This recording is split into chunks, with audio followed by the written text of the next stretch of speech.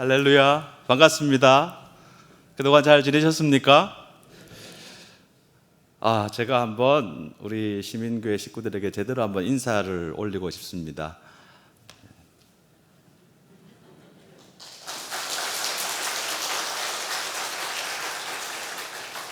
제가 성령으로 10년 동안 변하지 않은 게 아니고요. 제가 젊었을 때, 어렸을 때 여러분이 먹여주신 밥심으로 지금까지 변하지 않고 있는 것 같습니다. 정말 그때는 집사님이라고 불렀던 많은 우리 성도님들, 장로님들, 권사님들 밥을 많이 먹여주셨고요. 늘 격려해 주셨고 교회가 얼마나 따뜻한 곳인지를 늘 몸으로 보여주셨던 공동체였습니다. 시민교회는 저의 모교회입니다. 마산에 제가 태어난 곳에 고등학교 다닐 때까지 다녔던 저의 모교회가 있습니다. 그리고 제가 지금 봉사하고 있는 향상교회 성도들 대부분도 그 교회가 저의 모교회라는 거 알고 있지만 20대 전부 30대 초반까지 서울시민교회에서 제가 많이 자라고 배웠습니다. 그래서 서울시민교회가 또 제2의 모교회라는 것 다 잘 알고 있습니다. 그래서 여러분께 인사를 올리고 싶었고요. 정말 감사한 마음입니다. 저는 서울시민교회에 5호선 지하철이 생기기 전에 공사 중일 때 처음 왔습니다. 543번 버스 지금도 다니나요? 어쨌든 그때 543번, 42번 버스를 타고 학교를 다니면서 디모데 청년회 생활을 했고요. 더 말씀드리고 싶은 것은 제가 여기서 결혼할 사람을 제대로 만나고 또 결혼도 그때 하게 되었었습니다. 제 아내가 오늘 따라왔습니다. 제 아내는 요한 청년회 여부위원장 출신입니다. 저는 제가 설교를 하러 갈 때, 집회하러 갈 때 저희 아내가 따라온 적이 한 번도 없었습니다. 그런데 오늘 가겠다 하더라고요. 기도해주고 응원해주러 오나 했는데 아니고 너무 보고 싶은 얼굴들이 많아서 같이 왔습니다.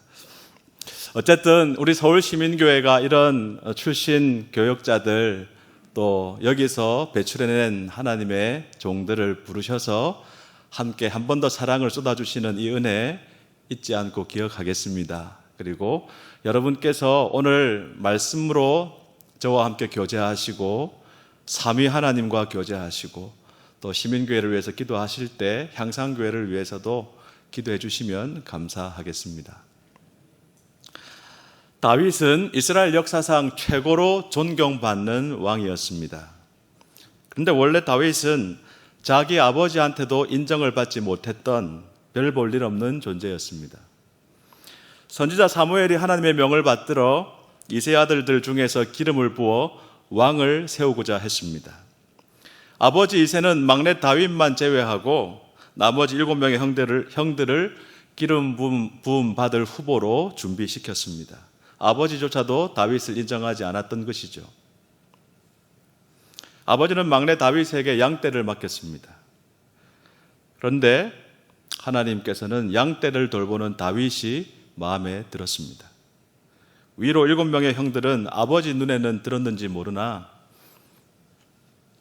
아버지 눈에는 왕이 될 만했는지 모르나 하나님 마음에는 들지 않았습니다.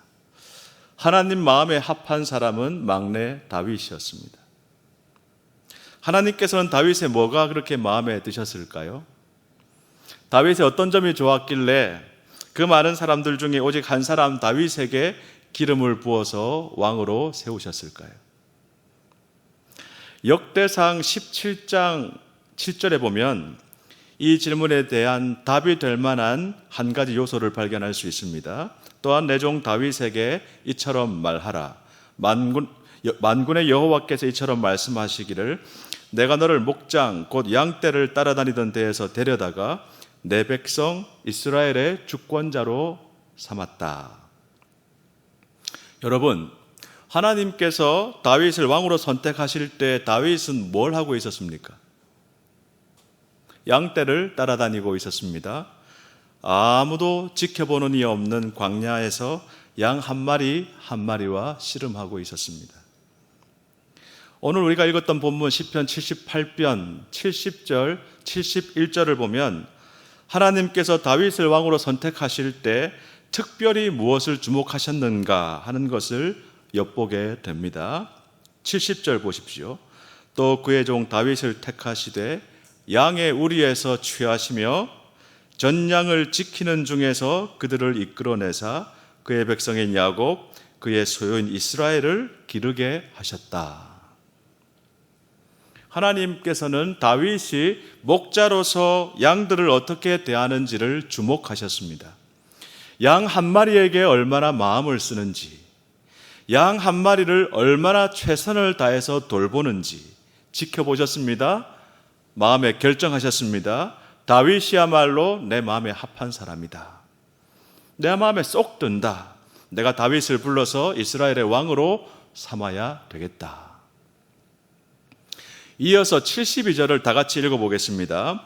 이에 그가 그들을 자기 마음의 완전함으로 기르고 그의 손의 능숙함으로 그들을 지도하였도다. 다윗이 백성들을 돌볼 때에 하나님께서 뭐가 마음에 드셨냐 하면 그 마음의 완전함으로 백성들을 돌보고 그의 손의 능숙함으로 백성들을 지도했다는 겁니다. 손의 능숙함이라는 게 뭘까요? 이것은 다윗의 실력을 말합니다. 다윗은 양떼를 돌볼 때 그냥 돌보지 않았습니다. 양떼들이 안심하고 따라다닐 수 있는 목자가 되어 주었습니다. 다윗은 실력 있는 목자였어요. 그래서 NIV 영어 성경에 보니까 그 손의 능숙함을 skillful hands라고 표현을 하고 있습니다. 이스라엘이 블레셋과 싸울 때 일이죠. 블레셋의 거인 장수 누굽니까? 골리앗 앞에서 모두 겁을 먹고 이러지도 저러지도 못하고 있을 때 군인으로 차출된 형들 면회를 갔던 다윗이 이 장면을 보고 거룩한 분노를 발합니다. 골리앗과 한판 승부를 자청하고 나섰죠. 그러자 어린 다윗을 얕잡아 봤던 사울이 이렇게 말합니다. 네가 가서 저 블레셋 사람과 싸울 수 없다. 너는 소년이지 않느냐. 저 장수 골리앗은 어려서부터 용사다. 감히 네가 어떻게 무시했죠? 다윗이 뭐라고 대답합니까? 주의 종이 아버지의 양을 지킬 때에 사자나 곰이 와서 양떼에게서 새끼를 물어가면 내가 따라가서 그것을 치고 그 입에서 새끼를 건져내었고 그것이 일어나 나를 해하고자 하면 내가 그 수염을 잡고 그것을 쳐 죽였나이다.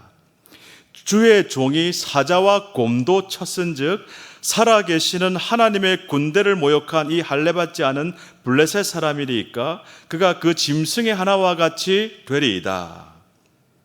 또 다윗이 이르되 여호와께서 나를 사자의 발톱과 곰의 발톱에서 건져내셨은즉 나를 이 블레셋 사람의 손에서도 건져내시리이다. 사울이 다윗에게 이르되 가라 여호와께서 너와 함께 계시기를 원하노라. 여러분 보이십니까? 다윗에게는 실력이 있었어요. 얼마나 그 실력이 대단했는지 사자나 곰의 수염을 잡고 그것을 흔들어서 쳐 죽일 정도로 실력이 있었습니다. 오늘날 사자와 곰, 다윗 시대의 사자와 곰 똑같은 맹수 아닙니까? 어떻게 사람이 사자와 곰과 싸웁니까? 다윗은 쳐 죽였습니다. 이런 실력을 기르기 위해서 다윗이 얼마나 많은 시간을 양떼를 따라다니면서 자신을 훈련시켰겠습니까? 얼마나 많이 사나운 짐승들과 목숨 걸고 싸웠겠습니까? 여러분, 다윗이 골리앗을 무엇으로 쓰러뜨립니까? 물맷돌, 돌멩이 하나로 쓰러뜨리죠. 다윗이 골리앗을 향해 빨리 달려가면서 물맷돌을 이렇게 돌리다가 딱 놨는데 쌩 하고 날아간 돌이 골리앗의 이마에 여기 한가운데 명중했습니다. 성경 기사를 보니까 골리앗이 즉사했습니다. 여러분, 이거 우연일까요? 실력일까요? 저는 실력이라고 묵상을 했습니다. 다윗이 양 한 마리 지키기 위해서 사자나 곰의 수염을 잡고 싸우기 전에 물맷돌로 사자나 곰을 얼마나 많이 쓰러뜨려 봤겠습니까? 아마도 하나님께서는 이런 다윗의 모습을 보면서 다윗에게 나라를 맡기면 적어도 적들의 공격 앞에서 백성들을 버리고 도망가 버리지는 않겠구나. 적어도 내 백성들을 위해서 끝까지 싸우겠구나 하는 믿음을 하나님께서 가지게 되셨는지도 모르겠습니다. 오늘 설교의 제목이 무엇입니까? 칼과 칼집입니다. 시편 기자가 말한 다윗의 손의 능숙함은 칼과 칼집 중에서 뭐에 비유할 수 있겠습니까?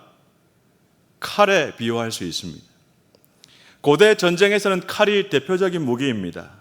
한번 휘두르면 적들이 쓰러져 나갑니다. 아무리 거친 밀림도 칼을 휘두르면 길이 만들어지고 앞으로 전진해 나갈 수 있습니다. 칼은 실력을 의미합니다. 리더에게 반드시 필요한 지도력, 통솔력, 조직 장악력 상징합니다. 위기 관리 능력도 칼이 의미하는 바입니다. 칼집이 아무리 좋아도 전쟁에서 이길 수 없습니다. 칼집에는 반드시 날카롭게 갈려있는 칼이 꽂혀 있어야 합니다. 그래야 전쟁에서 승리할 수 있습니다. 이 세상의 모든 리더들에게는 칼이 필요합니다. 날카로운 칼이 필요합니다. 자식을 키우는 부모에게 칼이 있어야 합니다. 학생을 가르치는 교사에게도 칼이 있어야 합니다. 성도들을 목양하는 목회자, 장로들에게도 칼이 있어야 합니다. 세상의 모든 권위자들은 반드시 칼을 가지고 있어야 합니다. 그래야 자신의 품, 자신의 권위 아래에 있는 사람들을 지켜주고 보호해낼 수 있습니다. 공동체 식구들을, 교회 성도들을 사자나 곰과 같은 적들로부터, 골리앗과 같은 위협으로부터 지켜낼 수 있습니다. 그런데 여러분, 칼만 있어서는 안 됩니다. 칼집도 있어야 합니다. 칼만 있으면 위험합니다.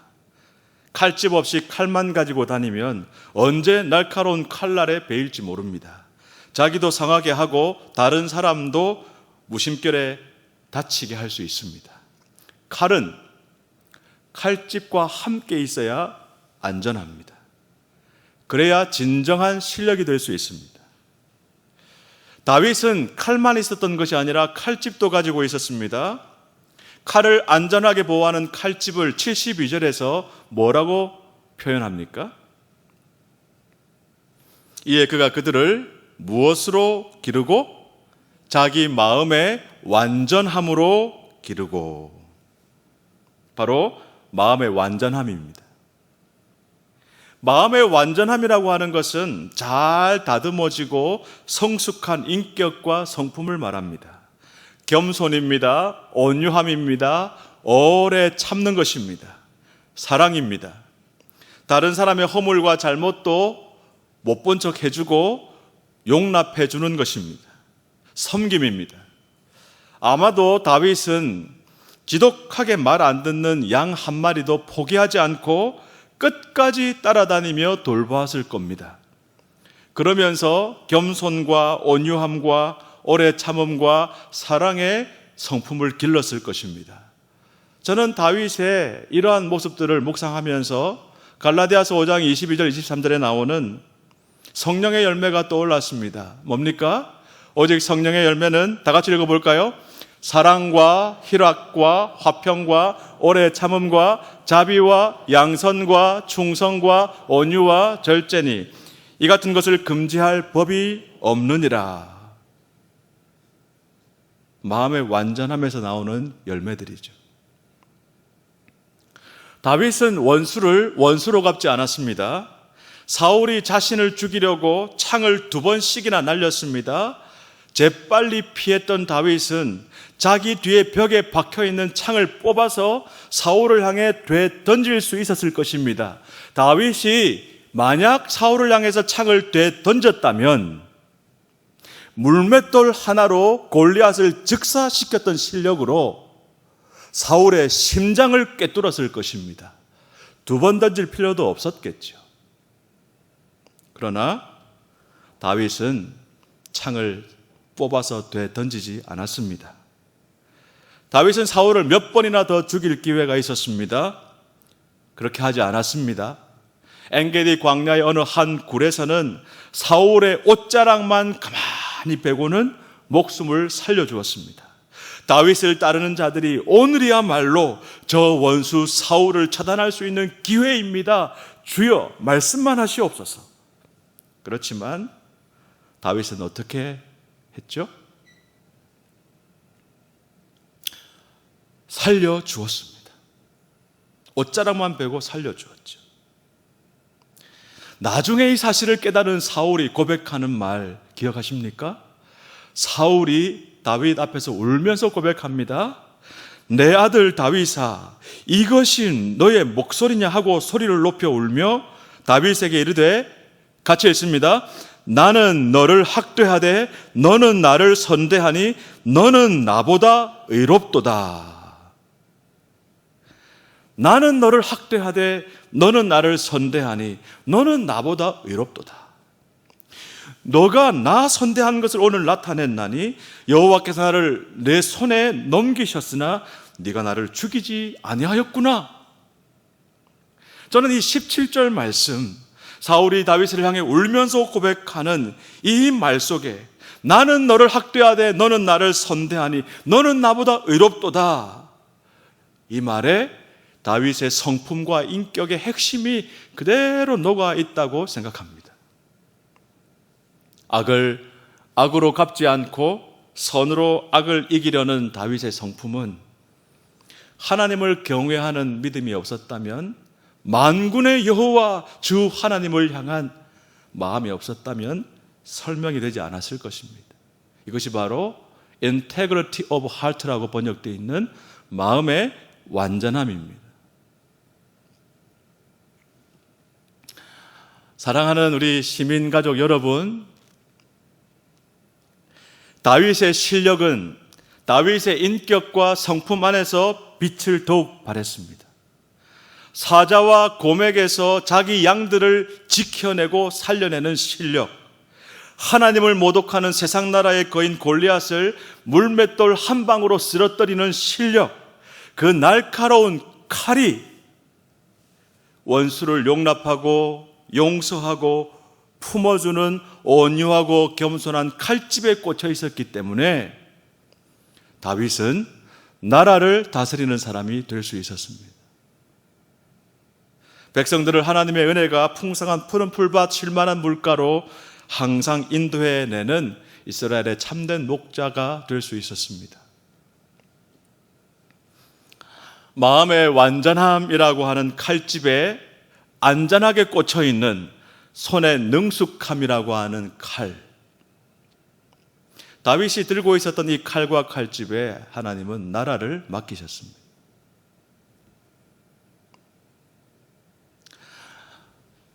사랑하는 우리 서울시민교회 성도 여러분, 하나님께서는 이 많고 많은 사람들 중에 왜 우리를 우리 자녀들의 부모로 선택하셨을까요?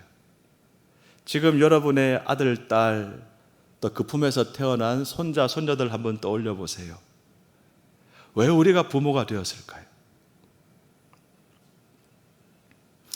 왜 우리를 서울시민교회의 직분자로 세우셨을까요? 목사와 장로로 세우셨을까요?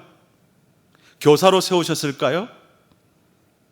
우리를 이렇게 이 자리에 권위자로 섬기는 직분자로 봉사자로 세우시는 하나님의 인사원칙이 있는 것 같습니다. 오늘 다윗의 이야기를 통해서 하나님의 인사원칙 하나를 먼저 확인해 봅니다. 하나님께서는 다윗이 뭐 할 때 다윗을 주목하셨습니까? 양떼를 따라다닐 때입니다. 짐승에 불과한 양 한 마리 돌보는 일에 최선을 다하는 다윗을 선택하셨습니다. 사람들 눈에 잘 띄는 곳에서 사람에게 잘 보이려고 애쓰는 다윗이 아니라 아무도 쳐다봐주는 사람 없는 광야 한복판에서 자신에게 맡겨진 양떼를 지켜내기 위해서, 구해내기 위해서 최선을 다하는 다윗. 양 한 마리를 사나운 짐승에게서 구해내려고 자기 목숨을 아끼지 않는 다윗을 보면서 하나님은 나라를 그에게 맡기셨습니다.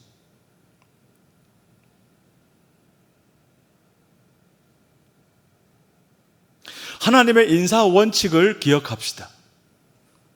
하나님께서는 지극히 작은 자 한 사람, 그 한 사람에게 한 것이 곧 나에게 한 것이라고 말씀하셨습니다. 저는 시민교회 올 때 습관이 있었습니다. 군자역에 내릴 것인가, 차산역에 내릴 것인가. 군자역에 내리면 좀 더 많이 걷잖아요. 차산역에 내리면 걷는 양은 적은데 시간은 좀 더 걸릴 수도 있죠. 항상 고민이 되었습니다. 근데 제 아내 지금 살고 있는 이 여자친구가 중곡동에 집을 구하면서 늘 차산역에 내리게 되더라고요. 저는 시민교회 지금 리모델링 한 것 익숙하지가 않습니다. 옛날 리모델링 하기 전에 거기에 너무 익숙한데요. 정문으로 들어오면 늘 습관이 저 왼쪽 큰 계단이 아니라 오른쪽 작은 계단으로 내려왔습니다. 그리고 제 손가락이 가리키는 저 정도 저 구석에 늘 앉았습니다. 그리고 저쪽이 디모데의 아지트 같은 곳이었습니다. 저쪽에서 또 기둥 옆에서 보면 보이지 않는 곳입니다. 근데 저 구석에 앉아있는 저와 같은 지방에서 올라온 유학생들, 또 가난한 학생들, 청년들을 서울시민교회 아버지 어머니들께서 얼마나 관심을 많이 가지시고 찾아내고 불러주시고 밥을 먹여주셨는지 모릅니다. 저는 생전 처음으로 서울시민교회 청년이었기 때문에 워커힐 호텔에서 뷔페도 먹어봤습니다.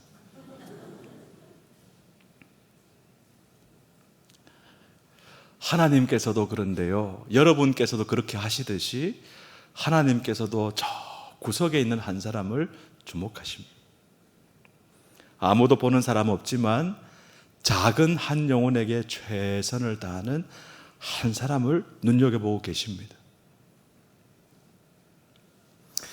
지금 수요 예배에 나오셔서 함께 말씀으로 교제하고 기도하시는 우리 서울시민교회 성도님들께서 다른 사람들이 잘 보는 곳이 아니라 잘 보이지 않는 곳에서 하나님께서 맡겨주신 한 영혼을 위해서 최선을 다할 때 하나님께서는 서울시민교회를 통해서 하나님 나라 백성들, 하나님 나라의 다윗과 같은 군사들을 계속해서 일으키실 줄로 믿습니다. 그런 시민교회 되기를 주님의 이름으로 축복합니다. 두 번째로 한번 따라 하시겠습니까? 칼과 칼집을 준비합시다. 칼과 칼집을 준비합시다. 우리는 영혼을 섬기는 사람들입니다. 내가 준비되어 있는 만큼만 다른 사람을 섬길 수 있습니다. 아무리 잘 섬기고 싶어도 꼭 필요한 것을 줄 수 있는 실력이 없으면 제대로 섬길 수가 없습니다. 아무리 실력이 있어도 인격과 성품이 제대로 성숙되어 있지 않으면 다른 사람들을 살려내지 못합니다. 잘 하려고 하지만 상처 입힐 때가 더 많지요. 저희 교회 성도님 중에 한 분이 몇 년 전에 암에 걸렸습니다. 유방암인데 유방암 중에서도 제일 안 좋은 예후를 보여주는 그런 암이었습니다. 정밀 검사를 받고 그 나쁜 암으로 판명되던 그날 우리나라에서 최고로 좋은 병원에서 최고의 의사한테서 이제 진단을 받은 거예요. 얼마나 가슴이 내려앉았겠습니까? 그리고 마지막에 의사에게 선생님, 저 얼마 남은 거예요? 저 어떻게 해야 돼요? 이렇게 물어봤습니다. 그 질문이 얼마나 어려운 질문인지 아시죠? 하기 어려운 질문인지. 근데 그 성도님 앞에서 그 의사가 어떻게 되긴요 뭐 하고는 보낸 거예요. 너무 사무적으로 대한 겁니다. 너무 성의가 없이 대하는, 그냥 시킨 대로 하세요 뭐 이런 식으로 그렇게 성의 없이 대하는 의사 선생님을 보면서 남편도 상처를 크게 받았고 이 권사님도 상처를 많이 받았어요. 오셔가지고 저한테 얘기를 해주면서 막 우시는 거예요. 서러워가지고. 도저히 안 되겠다 싶어가지고 다른 병원을 가게 되었습니다. 저 풍납동에 있는 또 하나의 큰 병원이 있습니다. 거기 소개를 받고 가게 됐습니다. 갔는데 그 병원에서, 이전 병원에서 받았던 자료를 다 가지고 와서 보여줬는데요, 의사 선생님이 이렇게 딱 보고 하더니 친절하게 설명을 해주더랍니다. 자매님, 이거는 굉장히 어려운 건데요, 한번 최선을 다해봅시다. 최선을 다해봅시다 하고 막 웃으면서 물어보지 않은 것도 설명을 잘 해주더래요. 그래서 마지막에 선생님, 제가 어떻게 해야 돼요? 하고 한 번 더 물어봤어요. 지난 병원처럼. 그랬더니 그 의사가 시간이 많이 지났는데도 불구하고 생글생글 웃으면서 아주머니, 고3 수험생이라고 생각하세요. 수험생이 공부 열심히 하면 좋은 대학 가고 농땡이 치고 게으름 부리면 떨어집니다. 수험생이라 생각하고 저와 함께 열심히 치료받아 봅시다 하는데 희망이 생기더래요. 그리고 와가지고 저한테 좋은 의사 만났다고 자랑을 했습니다. 여러분, 두 번째 의사도 대한민국 최고의 의사 가운데 한 사람입니다. 실력이 있는 분입니다. 앞에 사람도 실력이 있었습니다. 근데 우리 권사님은 두 번째 사람에게 자기 몸을 맡겼고 자기 영혼도 맡긴 것 같습니다. 여러분 같으면 누구한테 찾아가겠습니까? 우리 권사님요, 지금 말짱하게 건강하게 지내고 계십니다. 첫 번째 의사한테 진단받았을 때 6개월도 넘기기 어렵다 그랬거든요.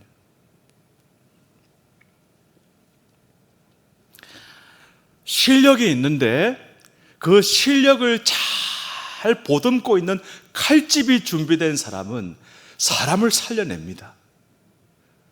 몸을 넘어서 영혼을 살려냅니다. 성도를 목양하는 목사도 마찬가지입니다. 장로도 마찬가지입니다. 학생들을 가르치는 교사도 매 한 가지입니다. 자녀들을 기르는 부모 오죽하겠습니까? 실력이라는 칼이 날카롭게 갈려 있어야 합니다. 동시에 성품과 인격이라는 칼집 역시 잘 준비되어 있어야 합니다.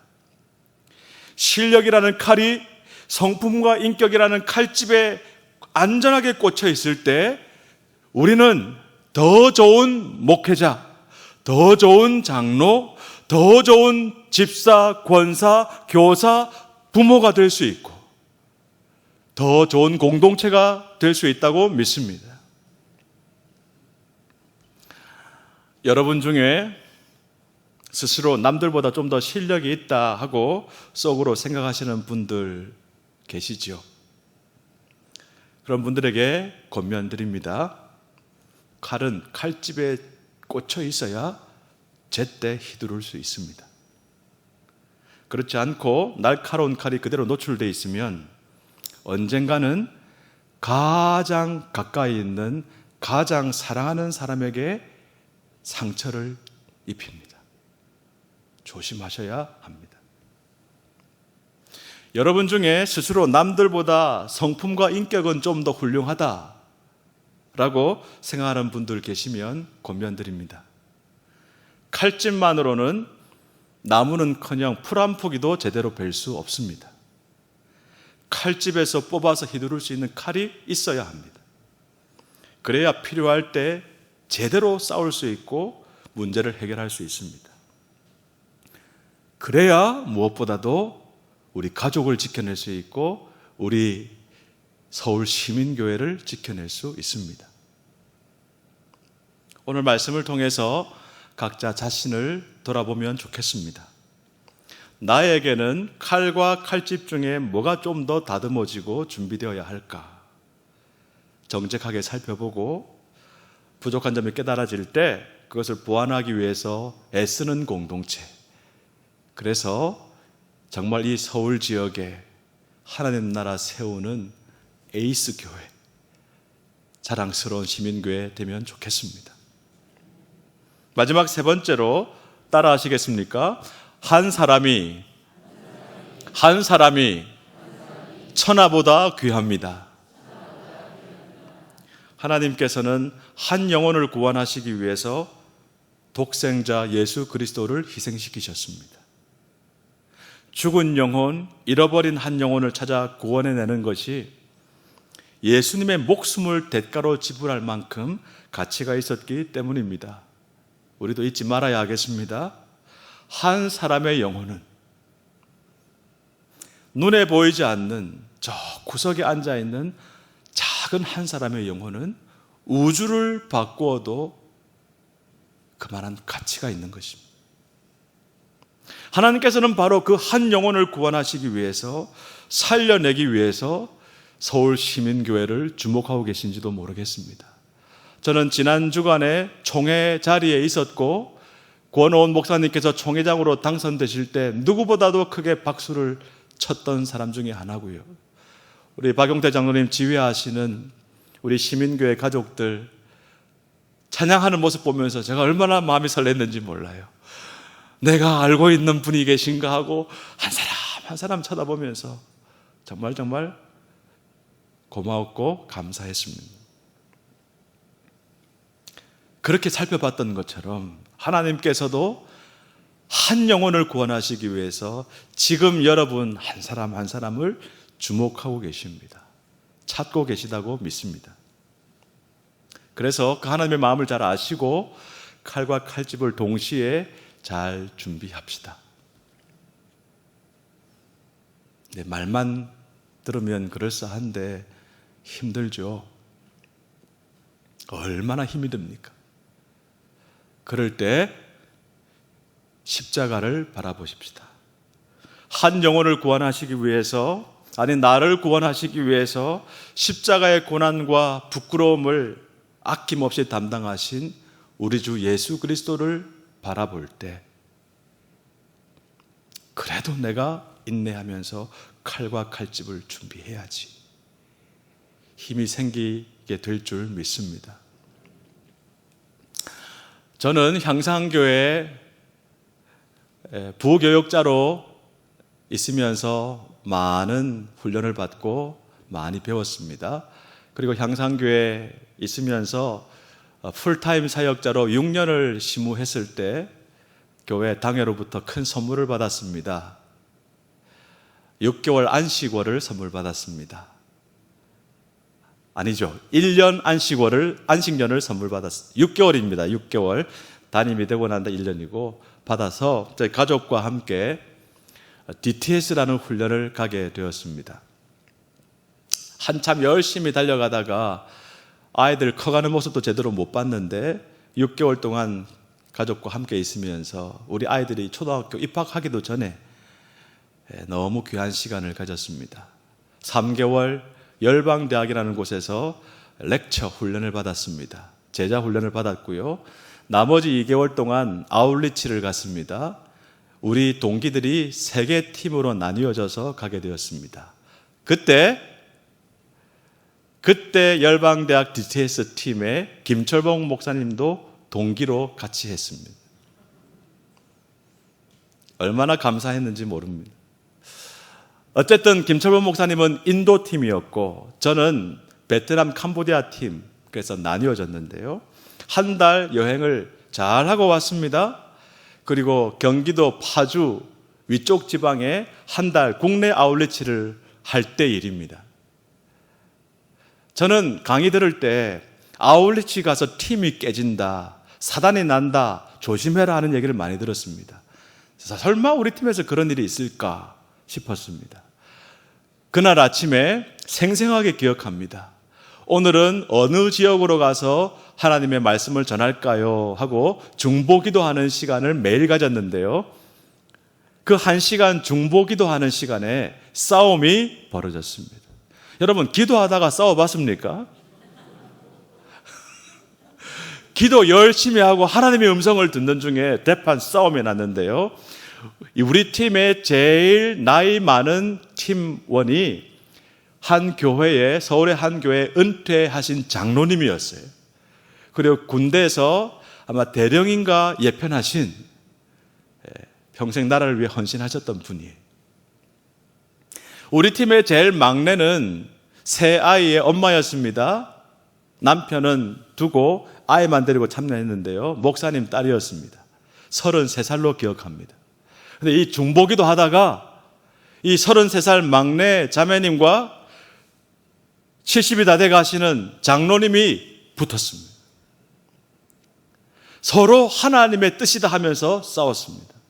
그러다가 싸움이 크게 벌어졌고요. 듣지 말아야 될 소리를 듣게 되었습니다. 목사 딸이 왜 이래? 하고 장로님이 불효령을 내렸는데요. 이 자매님이 장로면 다야? 하고 맞짱을 떴죠. 그러다가 장로님이 그 치욕스러움을 참지를 못하시고 벌떡 일어나셨습니다. 짐을 싸시고는 밖으로 나가버리셨어요. 그때 제가 유일한 목사였기 때문에 그런지 몰라도 제가 팀 리더였거든요. 쫓아나갔습니다. 형제님 왜 그러십니까? 놓으시오. 장로님 놓으시오. 하면서 하시는 말씀이, 나는 평생 교회 장로로 헌신했고 나라를 위해서도 명예에 살고 명예에 죽는 사람으로 헌신해 왔는데 이런 치욕스러운 일은 내가 도저히 용납할 수 없다. 당신들이나 훈련 잘하시오. 나는 이런 팀원들과 같이 할 수 없어 하고 놓으라 하고 가시려는 거예요. 붙잡았습니다. 한길가였기 때문에 차가 지나다니는 위험한 데라 장로님을 모시고 저쪽에 벤치 있는 곳으로 갔습니다. 그 팀원들에게 얘기해서 짐을 좀 가져가라 그랬습니다. 장로님을 앉혀놓고 제가 설득을 하기 시작합니다. 그래도 어르신께서 참으셔야죠. 하다가 안 되니까 목사와 장로 모드로 바뀌었습니다. 서로 형제라 부르다가 장로님 하면서 막 부탁을 했는데요. 차분해지시더라고요. 그러다가 한 30분쯤 얘기를 했는데 이제 됐습니까? 하시더라고요. 예, 제가 드릴 말씀 다 드렸습니다. 했더니 벌떡 일어나시더니 고생 많았습니다. 안녕히 계시오. 가실라는 거예요. 그래서 제가 모르겠다. 포기하자 하고 한숨을 푹 쉬었습니다. 그때 지금도 생생하게 기억이 나는데요. 성령님께서 제 마음에, 직접 들은 것은 아닙니다. 제 마음에 오늘이 무슨 날이니? 질문을 하시더라고요. 갑작스러운 그 음성에 놀랐죠. 예?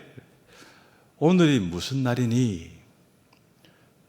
그러고 가만히 생각을 해보니까 그날이 2012년 고난주간의 금요일 날이었어요. 오늘이 그날이군요, 주님. 그 다음에 제 마음에 성령님께서 이렇게 말씀하시는 것 같았습니다. 저 아들에게 네가 들은 말 그대로 전해줘라. 그런 마음이 들어서 가시려는 장로님 붙잡고, 장로님 이 말씀만 들으십시오. 성령님께서 지금 제 마음에 이렇게 말씀하시라 하는 것 같습니다. 장로님 오늘이 무슨 날입니까? 똑같이 무슨 말이냐 하면서 눈이 희둥그레 보시더라고요. 장로님 고정하시고 오늘이 무슨 날입니까? 그제서야 가만히 생각하시더니 갑자기 얼굴 표정이 바뀌십니다. 그러고는 저보다 더 길게 한숨을 푹 내쉬면서 고개를 들고 하늘을 다 쳐다보는 거예요. 한참을 하늘을 쳐다보시더니 눈에서 눈물이 쭉 흘러내요. 그리고 한참을 우셨어요. 오늘이 그날입니까?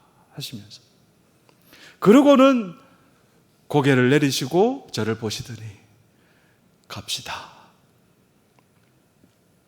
그래서 그 장로님을 모시고 팀원들 있는 곳으로 갔습니다. 그랬더니 그 장로님이 팀원들 앞에서 허리를 숙이시고 거의 90도로 허리를 숙이시고 사과, 용서를 빌었습니다.